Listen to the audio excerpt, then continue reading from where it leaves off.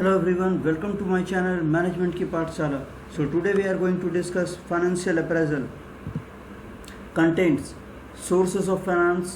Second, we will discuss capital busting, and third, preparation of projected financial statement. Now, sources of finance.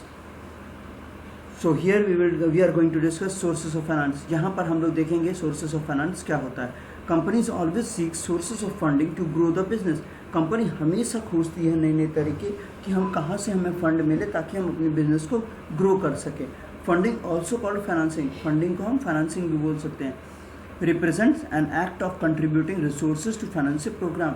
और वो represent करता है, वो contribute करता है रिसोर्सेज को फाइनेंस जनरेट करने के लिए प्रोग्राम्स के थ्रू या प्रोजेक्ट्स के थ्रू और ए नीड या ज़रूरत के हिसाब से.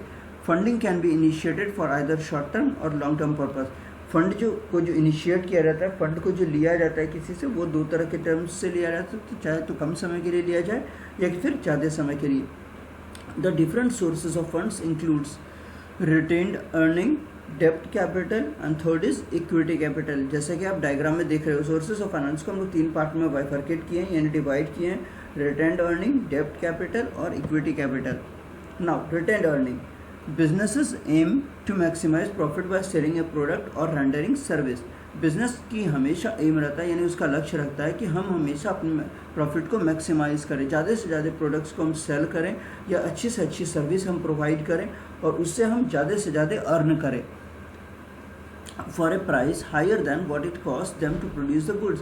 जितना कॉस्ट हमें लगता है उस गुड्स को प्रोड्यूस करने में, ऑब्वियसली हम उससे ज़्यादा प्राइस रखते हैं ताकि उस गुड्स से हमें ज़्यादा से ज़्यादा प्रॉफिट जनरेट हो या हम उससे ज़्यादा अर्न करें. It is the most primitive resource of funding for any company. और ये जो है हमारा प्रिमिटिव सोर्स होता है, ये प्राइमरी सोर्स होता है फंडिंग का किसी भी कंपनी के लिए. आफ्टर जनरेटिंग प्रॉफिट जनरेट करने के बाद एक company decides what to do with the earned capital. उसे कंपनी ये डिसीजन लेती है या कंपनी ये डिसाइड करती है कि हमें अब उस अर्निंग से हमने जो कमाया है वो कैपिटल या हमने जो वो जनरेट किया प्रॉफिट, उससे हम कहाँ एलोकेट करें यानी कहाँ पर हम उसे यूज़ करें. The retained earning can be distributed to share holders as dividend. Retained earning को हम शेयर होल्डर्स में डिस्ट्रीब्यूट करते हैं या कि फिर डिविडेंड में इस्तेमाल करते हैं. और the company can reduce the number of shares outstanding. या कंपनी जो अपने शेयर्स के नंबर्स को जो है रिड्यूस करती है, उसे कम करती है by initiating stock repurchase campaign. ताकि वो इनिशिएटिव लेती है, वो एक स्टार्ट करती है स्टॉक रीपर्चेस कैंपेन ताकि वो अपने स्टॉक को फिर से रीपर्चेस कर ले, खरीदे और अपनी कंपनी में वापस ले ले. अल्टरनेटिवली वहीं दूसरी तरफ the company can invest the money into new project. Company जो है अपने दूसरे प्रोजेक्ट में यानी अपने नए प्रोजेक्ट में उस कैपिटल को इन्वेस्ट करेगी. से बिल्डिंग ए न्यू फैक्ट्री. जैसे कि हमें अगर कंस्ट्रक्ट करना है एक नया फैक्ट्री, हमें एक नई बिल्डिंग बनानी है अपनी फैक्ट्री के लिए, तो हम वो करेंगे. और पार्टनरिंग विथ अदर कंपनीज, या हम दूसरी कंपनी के साथ पार्टनरशिप करेंगे to create a joint venture ताकि हम एक नया वेंचर स्टार्ट करें और उससे हम प्रॉफिट को अर्न करें या जनरेट करें. नाउ डेप्ट कैपिटल. कंपनीज ऑब्टेन डेप्ट financing privately through bank loans. Companies जो डेप्ट कैपिटल, डेप्ट का मतलब तो उधार, हम किसी से जब उधार लेते हैं तो हम चाहे तो बैंक लोन के थ्रू लेते हैं. They can also source new funds by issuing डेप्ट टू द पब्लिक. हम जो नए फंड सोर्स ऑफ फंड्स हैं, हम डेप्ट इशू करेंगे, हम शेयर्स इशू करेंगे और वहाँ से पब्लिक से हम वो पैसे उधार लेंगे. इन डेप्ट financing the issuer issues dept securities. Dept financing के अंदर इशूअर है यानी जो बोरोवर है वो डेप्ट सिक्योरिटी इशू करता है, सच एज कॉर्पोरेट बॉन्ड्स और प्रोमिसरी नोट्स. चाहे तो वो बॉन्ड इशू करे या कि फिर प्रोमिसरी नोट इशू करे. डेप्ट issues also include debentures, लीजेस and mortgages. डेप्ट जो है वो इशू करता है, डिवेंचर्स इशू कर सकती है या लीज इशू कर सकती है. पार्टिकुलर टाइम इंटरवल के लिए हम पैसा जनरेट करते हैं. और मॉर्गेज का मतलब होता है हम किसी से अगर कोई चीज़ के बदले कोई अगर पैसा लेते हैं, हमें गिरवी जिसे हम बोलते हैं कि गिरवी हम किसी चीज़ को रखते हैं और उसके बदले हम पैसा लेते हैं. नाउ कंपनीज दैट इनिशिएट डेप्ट इशूज आर बोरोवर्स. कंपनीज जो इनिशिएट करती है, जो डेप्ट लेती है, उसे हम बोरोवर्स बोलते हैं. Because they exchange securities for cash needed to perform certain activities. क्योंकि वो एक्सचेंज करते हैं, वो सिक्योरिटीज़ देते हैं यानी कुछ ना कुछ देते हैं और उसके बदले में कैश लेते हैं और उसका कैश का यूज़ हम अपनी बिजनेस एक्टिविटी के लिए लेते हैं या करते हैं. The companies will be then repaying the डेप्ट प्रिंसिपल और एंड इंटरेस्ट. और जब हम डेप्ट को जब हम डेप्ट को रीपे करते हैं, फिर से वापस करते हैं, तो हम दो चीज़ के साथ ही प्रिंसिपल अमाउंट यानी जो जितना हमने कैपिटल लिया है उतना तो हम करेंगे ही, प्लस हम इंटरेस्ट भी उसे पे करेंगे according to the specified dept repayment schedule and contracts underlying the issued dept securities. जब हम इस डेप्ट को स्पेसिफाई करते हैं, जब इसे हम ये स्पेसिफाई करते हैं कि डेप्ट की रीपेमेंट हम कब करेंगे, हम एक पर्टिकुलर शेड्यूल या कितने कितने दिनों पे हम करेंगे, कितने कितने टाइम इंटरवल पर करेंगे, या कॉन्ट्रैक्ट्स हम देखेंगे कि हमारी कॉन्ट्रैक्ट्स जो है किस तरीके की है। तो जिस तरह का हमारा कॉन्ट्रैक्ट है उसी के अकॉर्डिंग हम अपने उसके पैसे को रीपे करेंगे जो भी हमने डेप्ट से लिया है। The withdraw of borrowing money through डेप्ट is that borrowers need to make interest payments.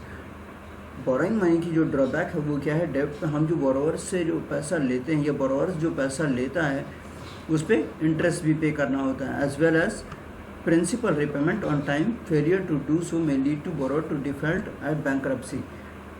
अगर हम फेल कर जाते हैं पैसे को टाइम पर देने के लिए तो हम डिफ़ॉल्टर कहलाते हैं, या कि फिर हम बैंकरप्ट हो जाते हैं, यानी हम नीलाम हो जाते हैं।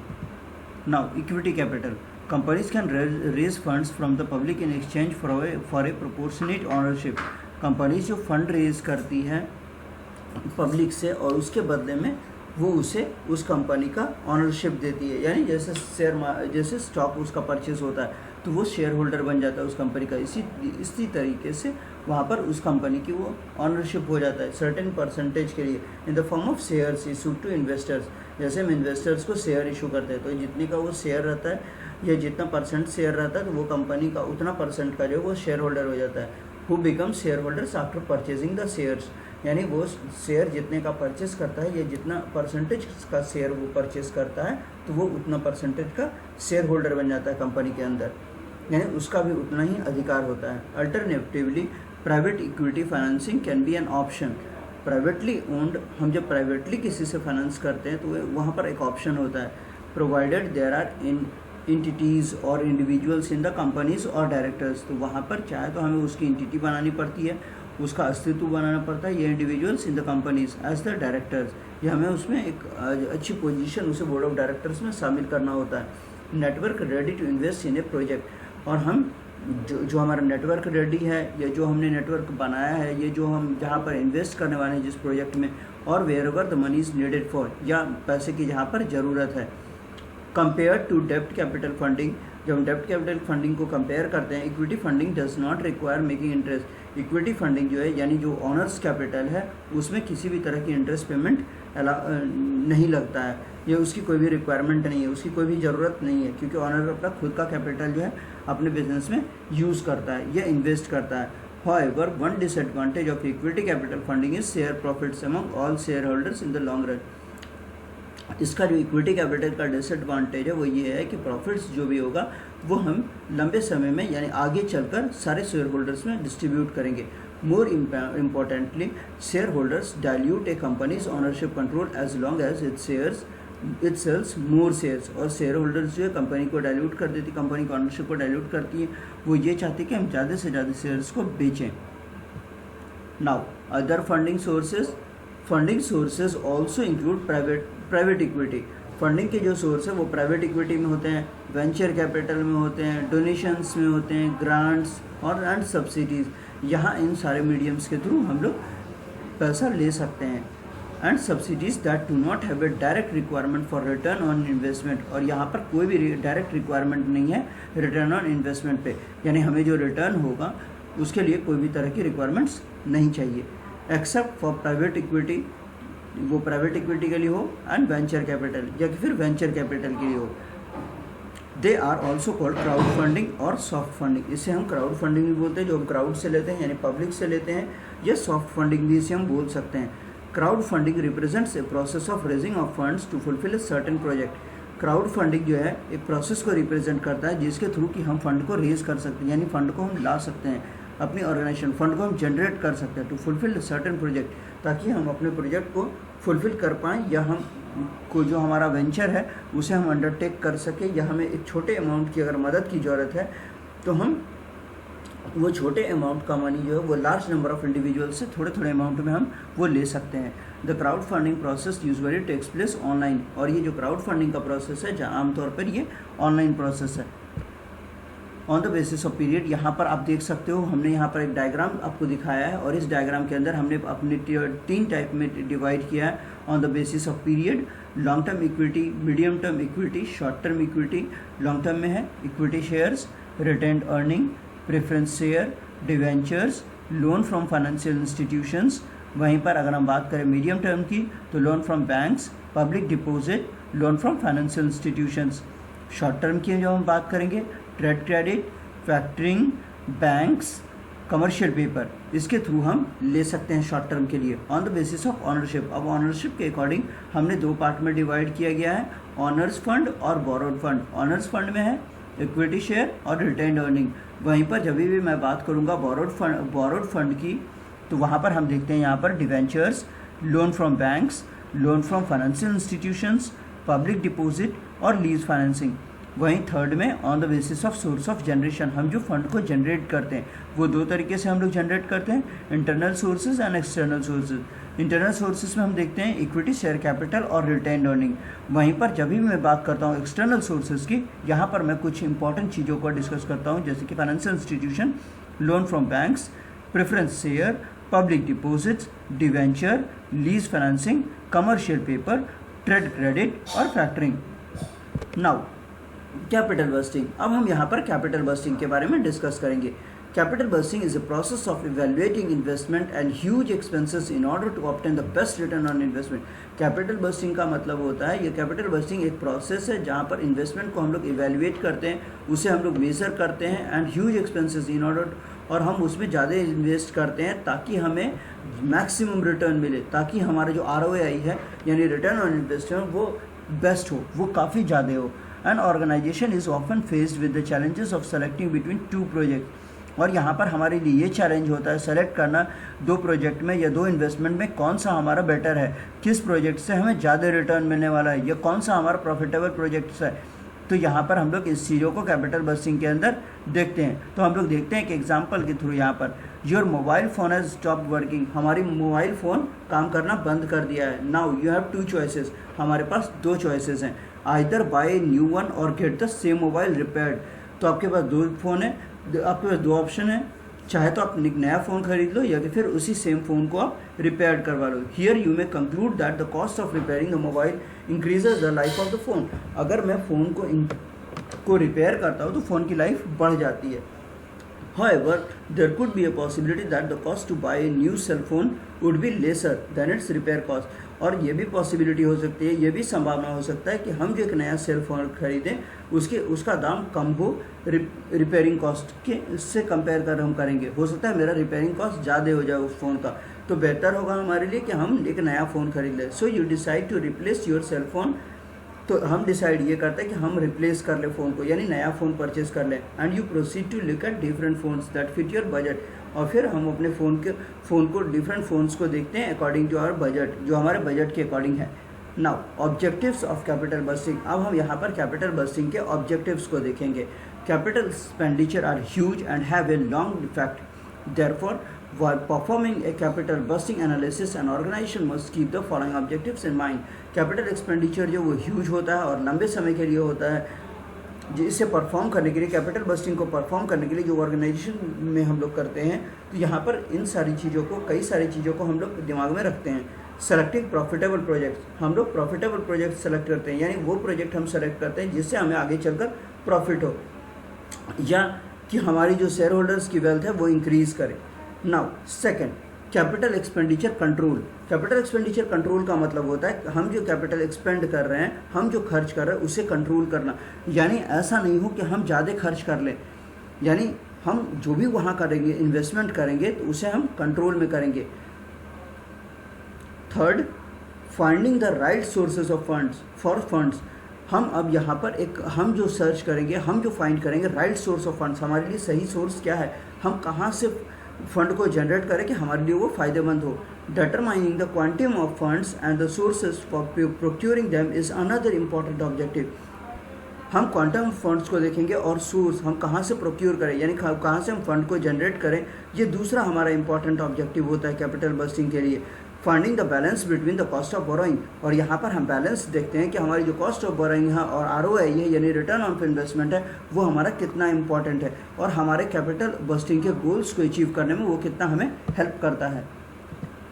नाउ कैपिटल बस्टिंग प्रोसेस, अब हम यहाँ पर कैपिटल बस्टिंग के प्रोसेस को देखेंगे। लाइक पहला identifying investment opportunities, second evaluation of all investment proposals, third choosing the most profitable investment, fourth capital busting and apportionment, and fifth performance review। तो देखते हैं हम लोग पहला identifying investment opportunities. An organization needs to first identify an investment opportunity. हर organization पहले identify करता है, पहले वो देखता है कि उसके लिए इन्वेस्टमेंट अपॉर्चुनिटीज़ क्या क्या अवेलेबल है। And investment opportunity can be anything from a business line to product expansion. हमारी जो इन्वेस्टमेंट अपॉर्चुनिटी है वो कुछ भी हो सकती है और हम यहाँ देखते हैं कि हम नए बिजनेस लाइन से लेकर हम अपनी बिजनेस को एक्सपेंस भी कर सकते हैं, यानी एक्सपेंड भी कर सकते हैं, उसे हम बढ़ा भी सकते हैं। To purchasing a new asset, और एक्सपेंड करने से हम नए एसेट्स जो है, नया संपत्ति जो है वो भी हम खरीद सकते हैं। For example a company finds 2 products that can add to their product line. एक कंपनी जो है 2 तरह के प्रोडक्ट्स को लाती है मार्केट में ताकि वो प्रोडक्ट लाइन में, यानी प्रोडक्ट का जो सेगमेंट है हमारा उसमें वो और ऐड हो जाए, यानी और वो एडिशनल प्रोडक्ट हो जाए। सेकंड इवैल्यूएटिंग इन्वेस्टमेंट प्रपोजल्स, हम इन्वेस्टमेंट के जो प्रपोजल्स हैं उसे माइन्यूटली स्टडी करते हैं। Once an investment opportunity has been recognized, जब भी इन्वेस्टमेंट की अपॉर्चुनिटी जो है वो रिकॉग्नाइज की जाती है, जब भी उसे रिकॉग्नाइज किया जाता है, an organization needs to evaluate, तो ऑर्गेनाइजेशन की ये ज़रूरत होती है कि हम उसे मेजर करें इट्स ऑप्शन फॉर इन्वेस्टमेंट, कि हमारे पास क्या क्या ऑप्शन अवेलेबल हैं इन्वेस्टमेंट के लिए। That is to say once it is decided that new product और products should be added to the product line, ये देखा जाता है कि हम ये डिसाइड करते हैं, और जब ये डिसाइड हो जाता है कि हम एक नए प्रोडक्ट ला रहे हैं या प्रोडक्ट लाइन में एक नया प्रोडक्ट को ऐड कर रहे हैं, the next step would be deciding on how to acquire this product, हम इस प्रोडक्ट को एक्वायर कैसे करेंगे। There might be multiple ways of acquiring them, और कई सारे मल्टीपल वेज हैं, कई सारे अदर वेज हैं इसे एक्वायर करने के लिए।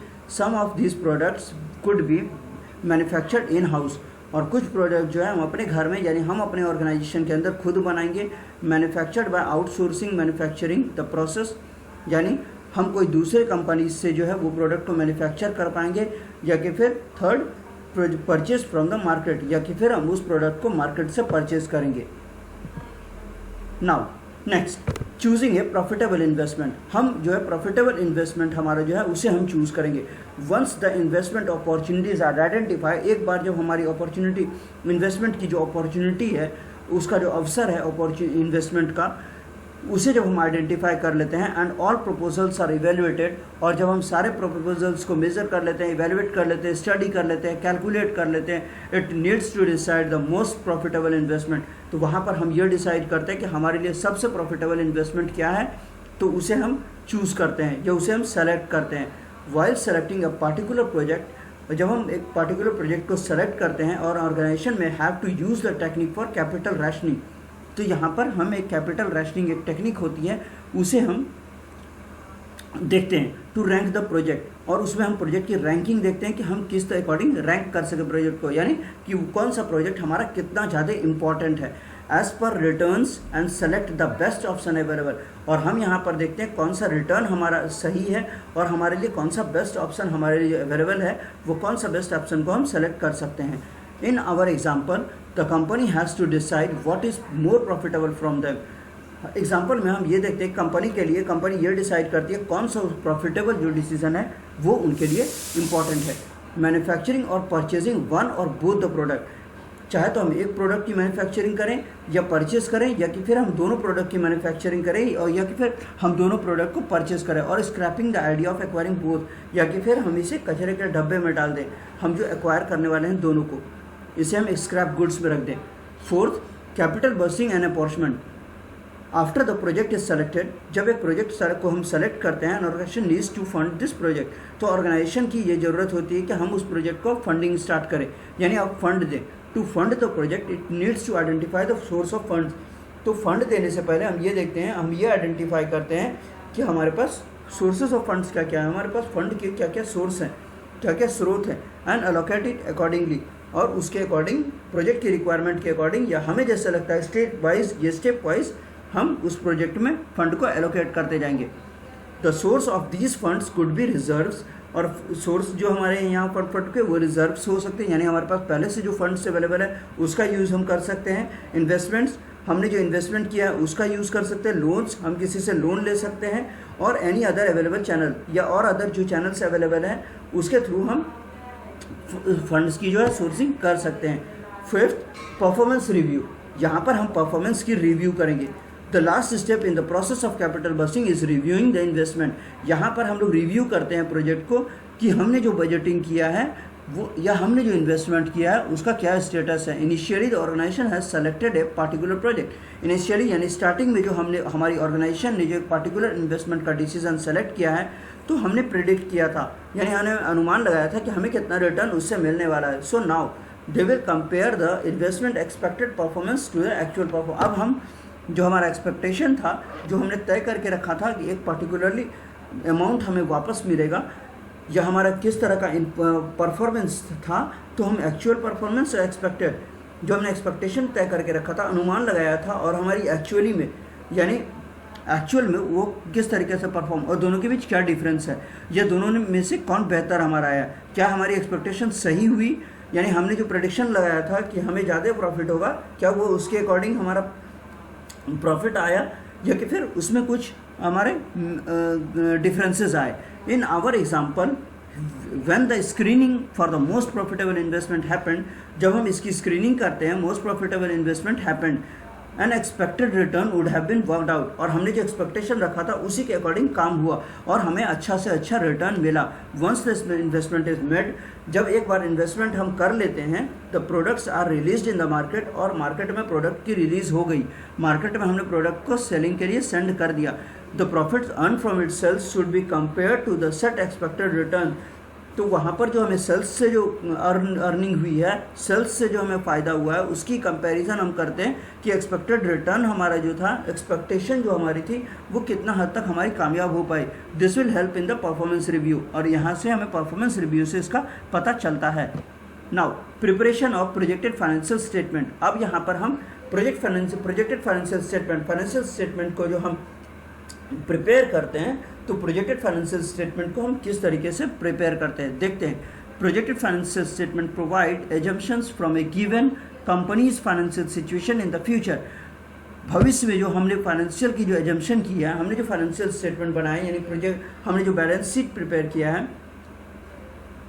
तो हम इसमें ये देखते हैं कि हम जो है फ्यूचर में हमारा क्या सिचुएशन होने वाला है, या हमारी कंपनी फ्यूचर में कैसा परफॉर्म करेगी, whether it is an annual और क्वार्टरली प्रोजेक्शन। और हम जो प्रोजेक्शन करते हैं, हम जो अनुमान लगाते हैं, चाहे वो एनुअली हो या कि फिर क्वार्टरली हो, यानी एनुअली यानी ईयर बेसिस पे हो, या कि फिर वो 3 मंथ्स के अकॉर्डिंग हो। क्वार्टरली का मतलब होता है 3 मंथ्स को हम यहाँ पर कंपेयर करते हैं। Preparing projected financial statement is a lengthy task, और हम जब प्रोजेक्टेड फाइनेंशियल स्टेटमेंट को बनाते हैं तो वो एक काफ़ी लेंदी टास्क है, यानी काफ़ी वो बड़ा टास्क हो जाता है। As it requires analysis of the companies finances, और इस यहाँ पर हमें ज़रूरत होती है कि हम कंपनी के फाइनेंस जो हमारे पास अवेलेबल है उसको हम एनालाइज करें, उसको हम स्टडी करें। रीडिंग प्रीवियस बजट, हम यहाँ पर हमारी जो प्रीवियस बजट है, हमारी जो पहले की जो बजट है उसे भी हम यहाँ पर स्टडी करते हैं। एंड इनकम स्टेटमेंट, और हमारी जो इनकम स्टेटमेंट है यानी प्रॉफिट एंड लॉस स्टेटमेंट को ही हम इनकम स्टेटमेंट बोलते हैं, तो हम उसको भी कंसीडर करते हैं, उसे भी हम देखते हैं। And examining the companies current financial situation, और फिर हम एग्जामिन करते हैं हमारी जो करंट सिचुएशन है, यानी हमारी जो फाइनेंशियल अभी जो करंट है यानी प्रेजेंट में जो हमारी फाइनेंशियल कंडीशन है वो किस तरह की है। To make assumption about the business, और उससे हम एज्यूम करते हैं कि हमारी बिजनेस की कंडीशन क्या है, और हमारी बिजनेस में या हमारे पास फाइनेंस के लिए क्या पोटेंशियल है, हमारे पास कितना सक्षम है हम। The process in the same for smaller और यही प्रोसेस जो है हम हर तरीके से अप्लाई करते हैं, चाहे वो स्मॉल बिजनेस हो, सोल प्रोप्राइटरशिप बिजनेस हो, या वेल एस्टेब्लिश्ड कॉरपोरेशन हो, हर जगह हम इस चीज़ को फॉलो करते हैं। इसी now obtain a copy of the companies business plan, हम कंपनी की जो बिजनेस प्लान है उसकी कॉपी को ऑब्टेन करते हैं, उसकी कॉपी को लेते हैं। Read through the company short term and long term goals, हम यहाँ पर कंपनी की जो शॉर्ट टर्म है या कंपनी की जो लॉन्ग टर्म गोल्स है उसे हम लोग पढ़ते हैं, उसे हम स्टडी करते हैं। As this affect the structure of the companies budget, और इसका असर होता है हमारे कंपनी के बजट के जो हमने स्ट्रक्चर बनाया है या उसका जो हमने फ्रेम बनाया है या उसका हमने जो आइडियाज़ बनाए हैं या उसका हमने जो स्ट्रैटेजी बनाई है उससे हम देखते हैं। The budget reveals how the company organises it's available funding, और बजट जो है वो रिवेल करता है, वो देखता है कि कंपनी जो ऑर्गेनाइज है कि कंपनी किस तरीके से हमारे पास जो अवेलेबल रिसोर्स है या हमारे पास अवेलेबल फंड्स है या हमारे पास जो अवेलेबल फाइनेंशियल रिसोर्स हैं उसका हम किस तरीके से यूज़ करते हैं या कहाँ पर हम यूज़ करेंगे। And identify how the funding is spent, और हम ये आइडेंटिफाई करते हैं, ये तरीका अपनाते हैं कि हम उस फंडिंग को कैसे इन्वेस्ट करें। An important part of financial projection write down the short term and long term goals, और ये हमारे लिए सबसे महत्वपूर्ण होता है। हम जो फाइनेंशियल के प्रोजेक्शन करते हैं, फाइनेंशियल के जो प्रोडक्शन करते हैं वो हम शॉर्ट टर्म और लॉन्ग टर्म के लिए लिखते हैं वहाँ पर। Next, read through the most recent edition of the companies annual report, हमारी जो एनुअल रिपोर्ट आती है कंपनी की उसकी जो रिसेंट एडिशन आई है, उसकी जो सबसे लेटेस्ट एडिशन आई है उसे हम पढ़ते हैं कि अभी उसकी क्या कंडीशन है हमारी ऑर्गेनाइजेशन की। The report reveals any hardship और financial issues the company has faced in previous fiscal period, हम ये रिपोर्ट देखते हैं या हमने जो हार्डशिप्स लिए हैं, हमने जो कई तरह के कड़े कदम उठाए हैं या फाइनेंशियल इश्यूज़ आई है, फाइनेंशियल की कोई भी प्रॉब्लम्स आई है या कंपनी जो फेस करती है पिछले पीरियड्स में, या हमने वहाँ पर जो फिस्कल पॉलिसीज़ लाया था, हमने जो तरह तरह की पॉलिसीज़ लाई थी या क्वार्टरली पीरियड्स को हम जो एनालिसिस किए, इन सारी चीज़ों को हम लोग यहाँ पर स्टडी करते हैं। फॉर एग्जाम्पल, एक कंपनी में have lost an investor, company ने सपोज अपना एक इन्वेस्टर खो दिया, creating a drop in general revenue और इनकम, और कंपनी ऑब्वियसली है कि हमने वहाँ पर अपनी जो जनरल रेवेन्यू जो इनकम हमारे पास आ रहा था वो ड्रॉप हो गया हमारा, यानी वो हमारा रुक गया, वो हमारा बंद हो गया। Write down any potential risk outlined in the annual report, अगर कोई भी पोटेंशियल संभावना है, अगर कोई भी पोटेंशियल रिस्क है, कोई भी डेंजर है, उसे हमें एनुअल रिपोर्ट में आउटलाइन करना चाहिए, उसे हमें मेंशन करना चाहिए। That have the opportunity of occurring in the fiscal period, ताकि हमारे पास ये अवसर हो ताकि कोई भी फिस्कल पीरियड में हम इसे ऑकर कर सके। For which you are preparing the projection, ताकि जिसके लिए हम प्रोजेक्शन प्रिपेयर कर रहे हैं, यानी हम किसी के लिए अगर प्रोडिक्शन प्रिपेयर कर रहे हैं तो उस चीज़ को हमें देखना होगा वहाँ पर। Examine the companies comparative balance sheet, हम कंपनी की जो कंपेरेटिव बैलेंस शीट है यानी कंपेयर हम करेंगे बैलेंस शीट को, उसको हम लोग एग्जामिन करेंगे, उसे हम यहाँ पर स्टडी करेंगे।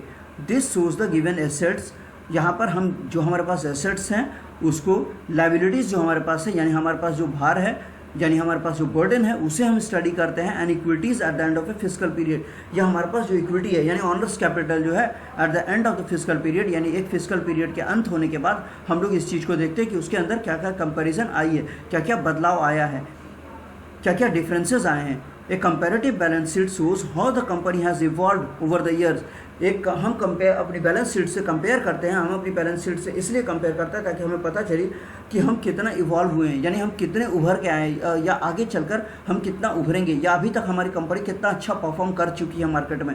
Revealing how much the company has either increase its value, या हमारी कंपनी ने कितना अपनी वैल्यू को यानी एसेट्स और हमारी एसेट्स को इंक्रीज़ किया है, और decrease in value with an rise in increase in liabilities, या हमारी जो वैल्यू है वो डिक्रीज़ की है और हमारी जो लायबिलिटीज़ है वो बढ़ी है, तो ये किस रेशियो में बढ़ी है, ये भी चीज़ को हम लोग वहाँ पर देखते हैं। Note the rate of growth, हम वहाँ पर ग्रोथ की रेट को भी नोट करते हैं प्रोजेक्शन में, ताकि हमें पता चले हमारी कंपनी की ग्रोथ रेट क्या है, किस रेट से हम जो है ग्रो कर रहे हैं, किस रेट से हमारी बिजनेस जो है वो ग्रो कर रही है, हमें कितना फ़ायदा हुआ है, इन सारी चीज़ों को हम लोग, या आगे चलकर हमें कितना ज़्यादा फ़ायदा करना है, तो इन सारी चीज़ों को हम लोग प्रेडिक्ट करते हैं या वहाँ पर मेंशन करते हैं। Now read through the most return interim statement, हम जो हमारी मोस्ट रिटर्न इंटरिम स्टेटमेंट है उसे हम पढ़ते हैं। विच रिवेल द कंपनीज फाइनेंशियल सिचुएशन, यहाँ पर जो हमारी कंपनीज की जो फाइनेंशियल कंडीशन है पास्ट फ्यू मंथ्स यानी पिछले कुछ महीने से, उसे हम चेक करते हैं। Each interim statement cover A 3 month period,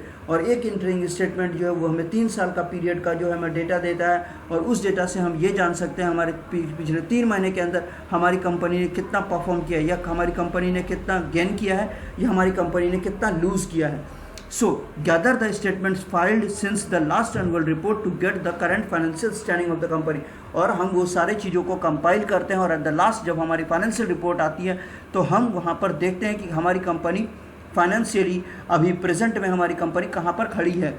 this interim statements also include the recent income statement. और हमारी जो ये रिटर्न इंटरम स्टेटमेंट है इसे हम देखते हैं कि हमारी जो रिसेंट इनकम स्टेटमेंट है वो दोनों में कितना कंपैरिजन है, ये वो दोनों कितना इफेक्टिव है. Now examine the companies annual projection based on the growth shown in the comparative balance sheet. हमारी कंपनी की जो एनुअल प्रोजेक्शन है, जो हमने प्रोजेक्ट किया है, ये जो हमने प्रिडिक्ट किया है, उसमें क्या क्या ग्रोथ आया है, किस रेशियो में उसके अंदर ग्रोथ आया है, तो हम अपने बैलेंस शीट से उसे कंपेयर करते हैं. Estimate the percentage of growth each year to get a starting figure of your projection. हम अपनी जो प्रोजेक्शन है, हमारी ग्रोथ ईयर की जो परसेंटेज है, उसे हम स्टार्टिंग फिगर और हमने जो प्रेडिक्ट किया था, स्टार्ट में जो हमने फिगर दिया था, उसमें उन दोनों के बीच क्या प्रोजेक्शन है, यानी क्या उसकी रेटिंग्स आ रही है या क्या दोनों के बीच डिफरेंसेस आ रहे हैं. For example, if the net worth of A company has increase 2%, अगर हमारी नेट वर्थ जो है यानी ओवरऑल जो ग्रोथ है हमारी कंपनी की अगर 2% हर साल बढ़ती है due to an increase in assets और डिक्रीज इन लाइबिलिटीज़, यानी एसेट्स जो है हमारी जो संपत्ति है वो डे बाय डे इंक्रीज कर रही है और हमारी लाइबिलिटी जो वो डिक्रीज कर रही है, ए reasonable estimate is 2% above the most comparative balance sheet value. और यहाँ पर हमें ये देखने के लिए मिला हमारा जो रीजनेबल स्टेटमेंट था, यानी हमने जो एस्टिमेट प्रिपेयर किया था, हमने जो प्रोजेक्शन प्रिपेयर किया था, वहाँ पर हम देख रहे हैं कि 2% के रेट से जो है हमारी जो बैलेंस शीट है उसकी वैल्यू इंक्रीज कर रही है. Apply the risk outlined in the annual report. हमारे जो रिस्क जो हमारे एनुअल रिपोर्ट है उसमें जो भी आउटलाइन आया है तो हम वहाँ पर रिस्क को आउटलाइन करेंगे, यानी उस रिस्क को हम बाइफर्केट करेंगे, उस रिस्क को हम देखेंगे to see how each risk would potentially affect the projected balance sheet, ताकि वो रिस्क जो है उसका असर जो हमारी प्रोजेक्टेड बैलेंस शीट है उस पर क्या पड़ने वाला है. If the financial projection हिंग्स on A set revenue figure, और अगर हमारी फाइनेंशियल प्रोजेक्शन जो है, हमने जो प्रोजेक्शन किया है, हमने जो प्रेडिक्शन किया है, उसको हम देखेंगे हमारी जो रेवेन्यू सेट किया है या हमने जो रेवेन्यू फिगर को सेट किया है, और एक सिंगल इन्वेस्टर या हमारे जो एक सिंगल इन्वेस्टर है उसे हम देखते हैं, तो हम ये देखते हैं कि उसमें क्या क्या दिक्कतें आ रही है या क्या उसमें हमने उस कमी को हमने उभारा है. Then the increase in value is potentially harmed if the risk become valid. अगर रिस्क वैलिड हो जाता है तो हम यहाँ ये देखते हैं, अगर रिस्क को हम ओवरकम कर लिए तो हमारी वैल्यू जो है इंक्रीज वैल्यू, हमारी वैल्यू जो है वो इंक्रीज कर जाती है. Apply any recent changes in the company,